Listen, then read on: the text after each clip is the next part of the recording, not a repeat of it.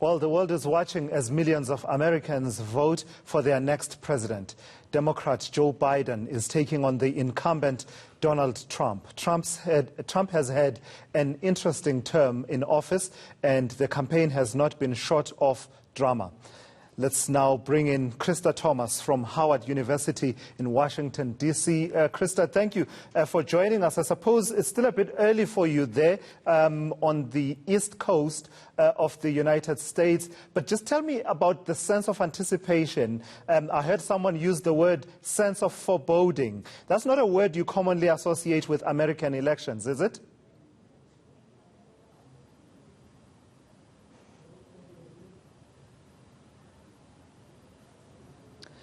Krista Thomas. Well, good morning. It's good to be with you. It is indeed early here.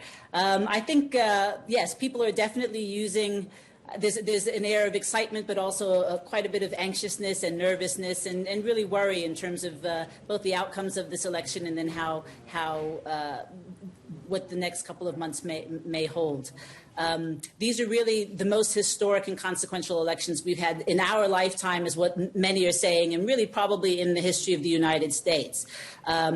They're consequential to our democracy because Americans are going to have to decide if they're going to tolerate the attacks on our institutions of democracy that we've seen over the last 4 years with the Trump administration. We have a president and an administration that has openly defied Congress and our courts, has corrupted our foreign policy to serve his political interests, has dismissed electoral norms, and has sought to gut the institutions of laws as well as the checks and balances of accountability between our branches of government. This administration has overseen the failed handling of our COVID-19 pandemic and has also sowed seeds and encouraged racial violence and national division in our country. So his behaviors and actions will either be vindicated by his reelection or they'll be rebuked by a Biden win. And what are we to read into? What seems to be heightened interest in partaking in this particular election? I mean, before even election day came, over 90 million Americans had already cast their ballot. Some 70% of those who had voted in 2016. This says turnout will be quite high. What are we to read into that? I think Americans appreciate the gravity of this election and really how consequential it will be, not just for the United States, but also for really the international community. In no other time in our history has the United States played such a prominent role in the international system. The balance of power in the international system is changing, and a Trump win will accelerate the demise, really, of the U.S.-led rules-based liberal international order and the system of global alliances and institutions that helps to advance peace and prosperity for America and its allies in World War II. So I think that there are real differences here between the candidates. Americans have to choose between the nationalistic and backward-looking doctrine of a Trump administration and the Trump candidate versus the traditional and collaborative forward-looking strategy of Vice President or President Biden. Lastly, Krista, what's the likelihood, as you know, many of us are watching this from afar, what's the likelihood that your unique way of electing a president can deliver a situation similar to 2016 where, the unexpected happens? The polls certainly suggest that Joe Biden is leading, but given your electoral college complications, what's the likelihood that such an outcome can be delivered once again?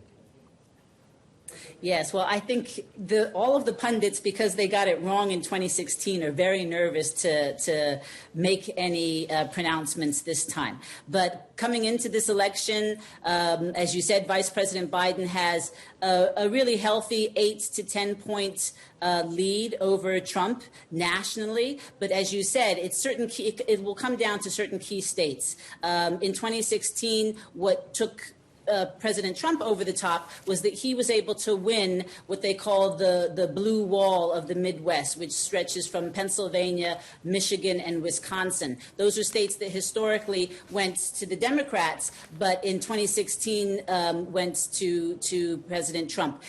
Biden is leading in all of those states, and I think he has a good chance of winning those states. Just by winning back those 3 states, Biden will win the presidency. But at this stage, everyone's nervous to make any predictions. I think it's highly likely that he will certainly win the popular votes, right? So have the most number of votes, but it's a matter of how those break out with the states. There's a number of other toss-up states, though, in the race that people are looking at. Florida, those election results will come in early, and people will look out for that. Arizona is a toss-up state. Even states that traditionally haven't been in play, like Georgia, North Carolina, and Texas, are now toss-ups, and we're not really too sure what's going to happen there. So it will be a very interesting day, and probably actually week, because it'll take us a couple of days to count the votes. All right, we'll be watching over the next hours and days. Thank you for that. That's Professor Krista Thomas from Howard University in Washington,